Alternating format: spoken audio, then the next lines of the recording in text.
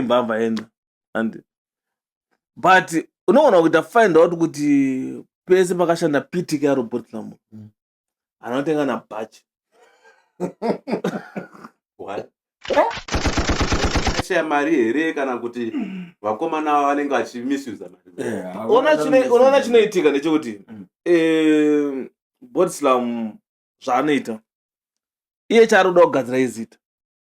and so pakugadzira zita pepe anotora munhu agara nezita kudhara and PTK agara anga nezita kudhara but asina mari nenyaya yekuti akazonyanya kunzika sereke paBot Slam nenyaya yekuti passion yake ndeyekuita sei ndeyekuproducer PTK haana kuramba dhiri iri gadiness kuti pane sende kuti hapana sende raita sei